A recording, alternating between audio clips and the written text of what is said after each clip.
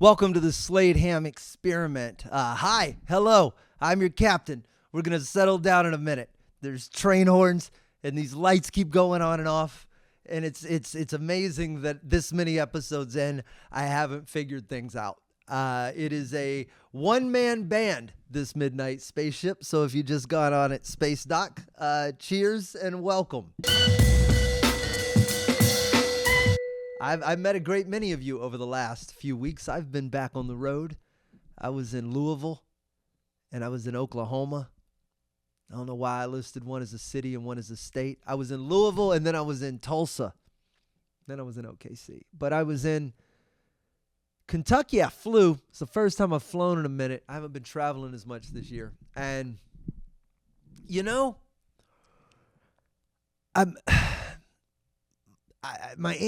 do you hear me stammering? I'm trying to be a better person, but my antisocialness fights its way to the front sometimes. I was on the shuttle bus. It only comes out against the self-unaware, the unself-aware, the selves who aren't aware of their self. I was on the shuttle to my car where I parked. And I'd taken an early flight.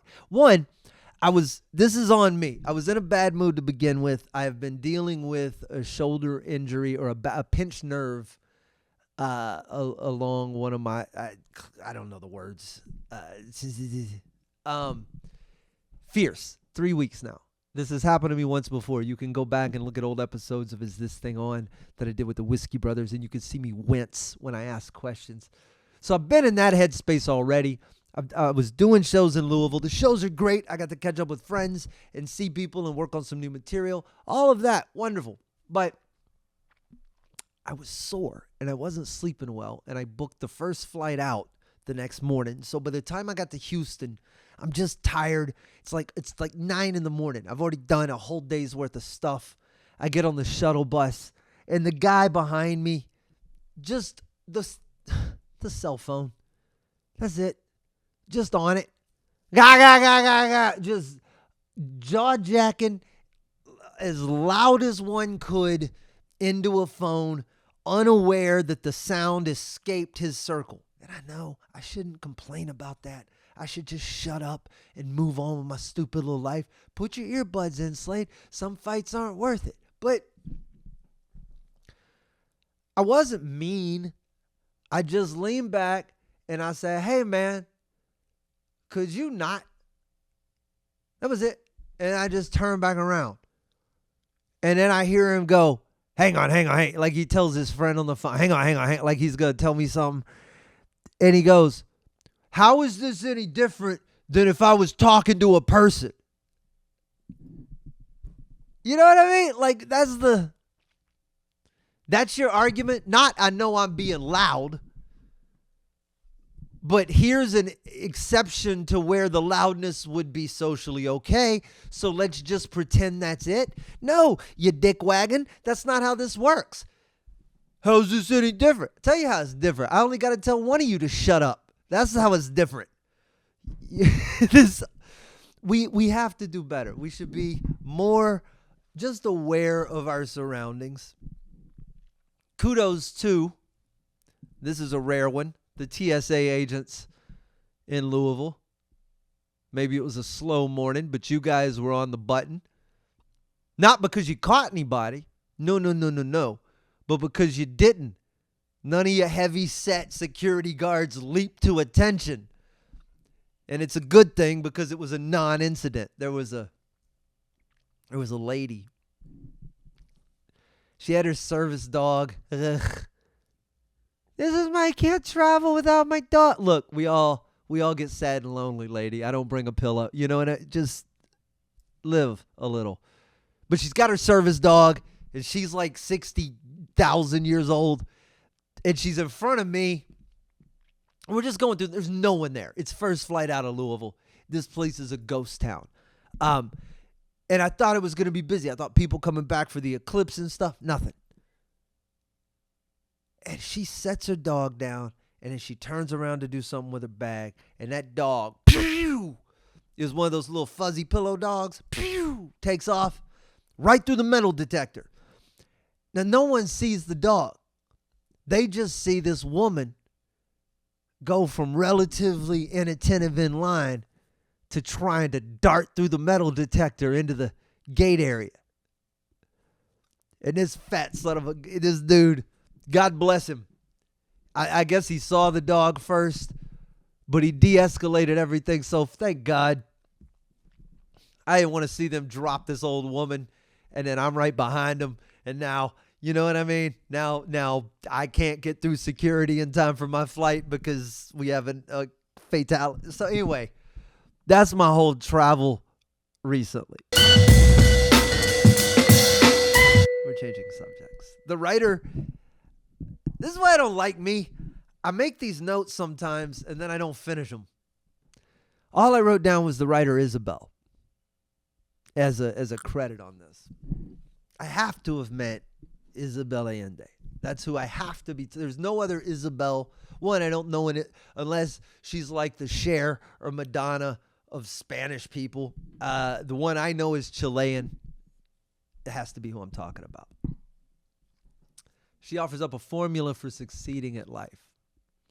She says, figure out what you're good at without trying, and then try. It's the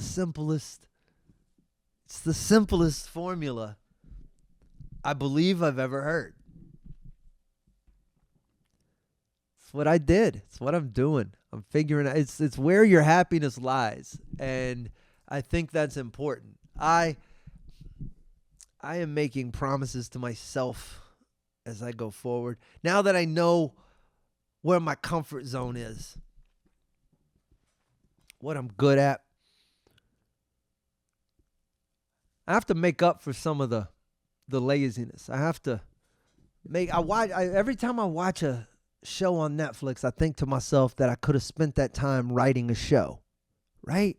That's where the guilt comes in. Not because I feel like I ought to be hustling or some crap like that, but because that's what I like doing. That's what I want to do. Not necessarily write TV shows, but make things, create stuff. So my rule is that I have to create more than I consume. Not tit for tat. Not that I have to write a TV show for every TV show I'll watch. God, no. But hour for hour. If I spend 10 hours flopped on the couch, binge watching a series, I got to put 10 hours towards creating something. And this can be a lot of fronts, right? Creation doesn't have to just be art. Creation can be opportunity. Creation can be friendships. Creation can be all sorts of stuff. Professional and personal. But I think that you should have to put out more than you take in. I know for sure, for a good chunk of my life, I consumed way more than I contributed. So now it's like an ongoing effort to just rebalance the scales. And since I'm pretty sure I want to die with the scales imbalanced against me, right? I want to die having left more than I took. I want to have made more than I consumed. I want this son of a bitch with the weed eater to fall in a hole or a leaf blower or whatever. There's somebody doing a yard in this neighborhood 18 days a week. I didn't mean to get sidetracked, but damn it, there can't be this many leaves to blow. You rumbly, unnecessary, gas-blowing. It's impossible. There just can't be that much ambient noise. Maybe I am hypersensitive. I do not know. But I was talking about creation. Talking about making things. I made a special. Let me tell you what doing something for yourself does. Let me tell you, I sound like I talk so much about it. But since the special came out, this is the first episode I've had a chance to talk about it. I talked about realistic expectations. I talked about those at the Kickstarter. I talked about those going into this.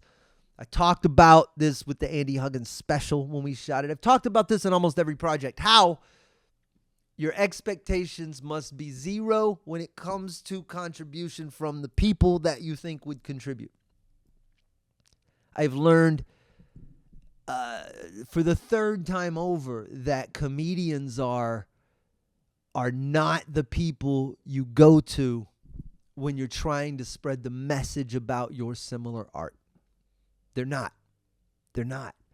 I think a lot about sharing ideas, about how they propagate, and our modern idea of it, right? If someone asks you to share, hey man, I did this thing, do you mind? Do you mind? After that question mark, the socially acceptable response is to click the share button on the social media platform of your choice and move on with your life. I did it. Now, we all weirdly know, even before we do that the engagement rate on that kind of thing is none, right? That those sorts of things get 1, maybe 2 likes. They never get a comment. If it is, it's someone who's already in the loop of the conversation. And it's easy because we don't see the result, right? Or the lack of result. We don't see that there's no real contribution to the movement, to the thing. We feel like we did something, but to the person who needed the help, it accomplished nothing. So I think a lot about that, how to do these sorts of things, right? I made a very concentrated effort to step outside of stand-up comedy when it came to who I reached out to about the special, when it came to who I shared it with, when it came to who I sort of shot guns off into the night, flares, hoping that one would catch the attention of, you know what I mean? They're Hail Marys, if you will. That's not the right word. They were all concentrated shots, but they weren't in the direction of comics. Every comic, with the exception of, I got 2 really good friends who have been fantastic, like 3, 4. There's a couple of like really close friends who have done, you know, the thing. They care.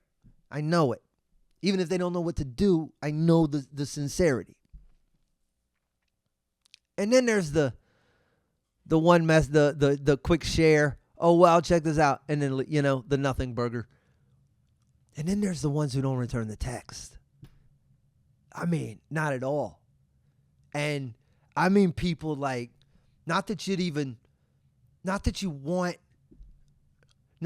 care that they actually share, right? It would be a blessing if you had access to their audience.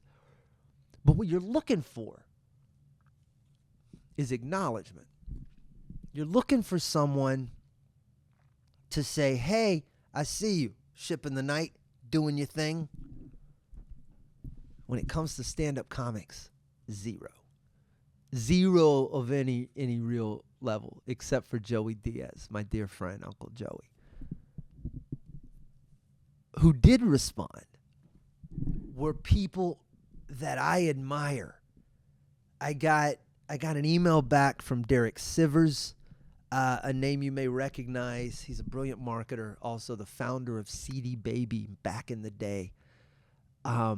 Super, super brilliant thinker and creative mind. And I got a very wonderful email back from him. I also got an email from the father of modern marketing, I would say, someone I immensely respect, a name that may mean nothing to you, but Seth Godin.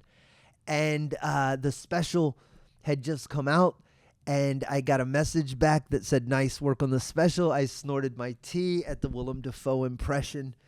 Best of luck with it. These from people way above me.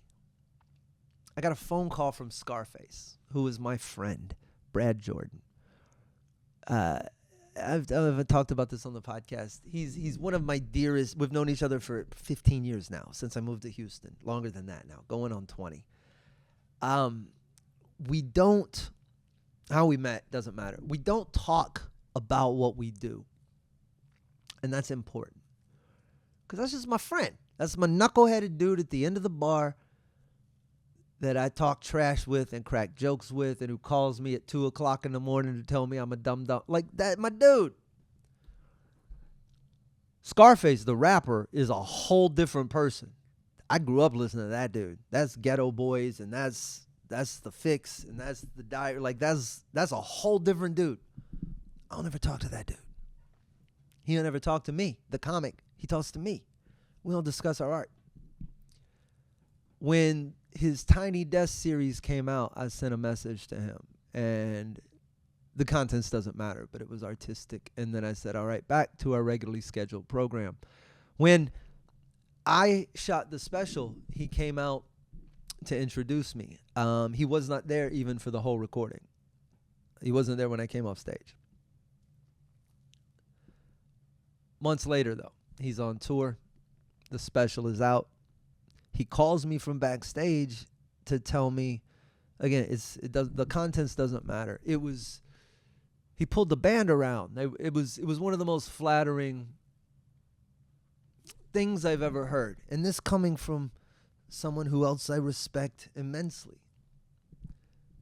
And then I think of these people who did not respond or did not engage or didn't stop to even say a thing. And it sounds bitter, or perhaps I'm complaining, but I think you can see the sparkle in my eye where I look at these responses I did get that let me know I'm playing the right notes. I'm in the right space. And I look at who doesn't respond. And that lets me know even more by lack of response that I'm in the right space. And this all comes from finding what you're supposed to be doing and doing it, because it separates you from that dog pile, that hungry hippo game where everybody's down on the middle of the floor clamoring for the same bone or the same white marble or whatever that is.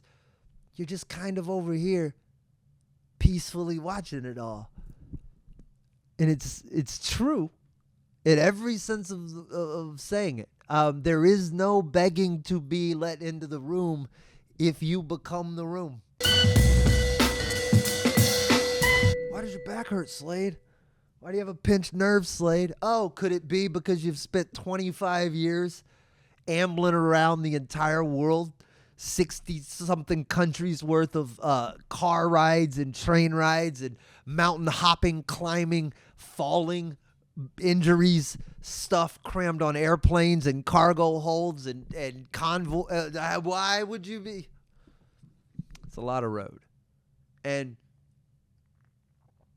something's always brought to my attention when people come up to me. Especially now, regulars, man. If I know you, if I see you, if you come out to the shows every year when I'm somewhere, you know who you are. You're my friends.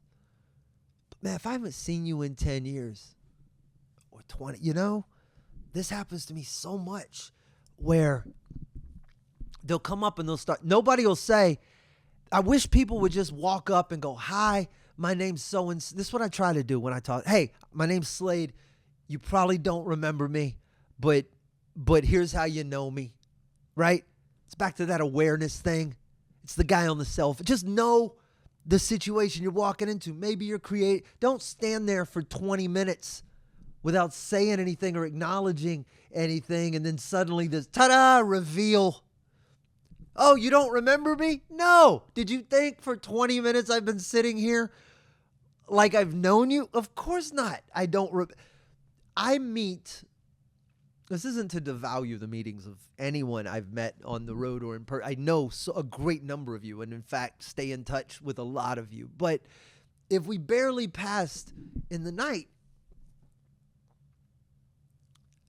there's a lot of that for me. And it makes me think. I encountered this a few weeks ago where I was involved in what kind of was revealed to be a core memory for this person, right? You're like, oh, wow, this is a big one. Like, this is stuck with you. Like, this is, you might be here for resolution. Like, and to me, I couldn't even place like the whole anything. Not only is this not a core story for me, it's not a story for me. It's not even in the, it's probably deleted or on the cutting room floor. It's gone. These are from years when I drank and partied, and half of that is a toxic blur. And then you take into account, sometimes you ever had a dude walk up to you and act like and then 20 minutes later you find out you know them, and then it clicks where you know them, and it's like, oh wait, your brain won't reconcile. Like some people age so differently than other people. Some people I went to high school with still look exactly like high school thems, and then some of them look like great grand Hobbit versions of them. I don't know what happened. People age one of two ways. They're either Paul Rudd or William Shatner. There's very little in between. And the people who come up to me all the time are people I met when they commanded the Enterprise, and now they over here trying to Boston legal me, or worse, law commercial me, or whatever he's selling now. Ugh. These stories are so, everything's a story. I'm always saying it. I think about stuff like virtual reality, right? It was a conversation I was having the other day.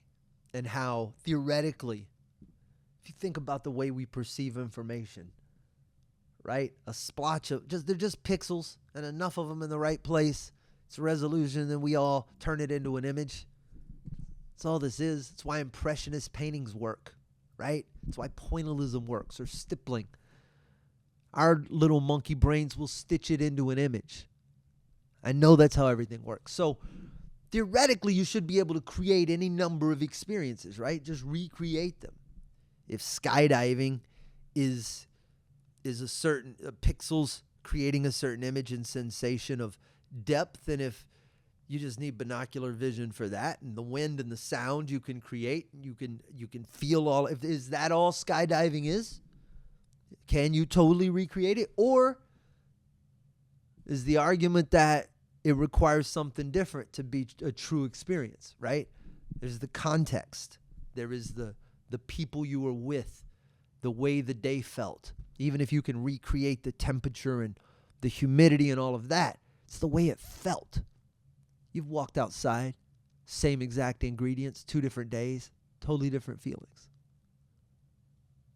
And my argument is that whatever that is, you can make it spiritual or weird or out there or woo-woo, but whatever that is, that's the thing that makes a thing a thing. It's the story. It's the context. It's the way you view it that makes it an experience. It's not about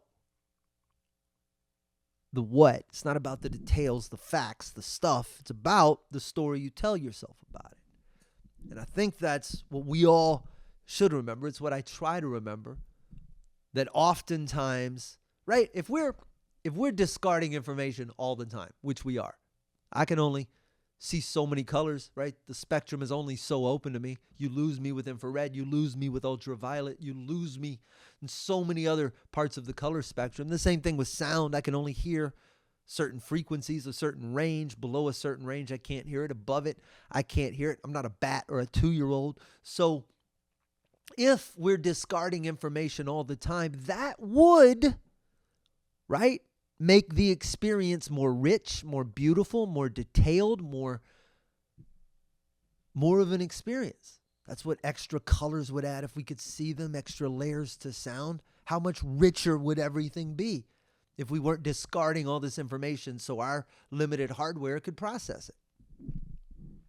And if we're so willing to do that with things that we know are out there, if we're willing to discard those details, why are we so unwilling to discard things like interpretations of a story when it comes to how we file certain experiences away?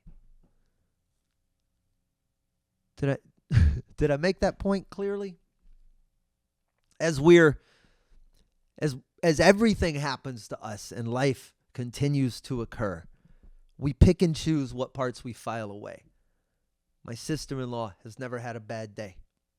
Bad things happen to her, but all she remembers are good parking spots and happy days. That's what she files away. Is that incorrect? She's discarded some of the factual material in the name of the story that serves her best. Why are we unwilling to do that with almost anything in our lives? Why are we willing to embrace an interpretation that is more damaging to us than another one when there's no evidence that the story is real at all? That's all I'm saying. Pull the pieces out of the box, put them back together in a cool way. The Lego doesn't have to be what it says on the box. You can just rearrange all the parts, make something cooler, and stick it right back. It's really possible. I'm probably rambling. But it stands for all sorts of things.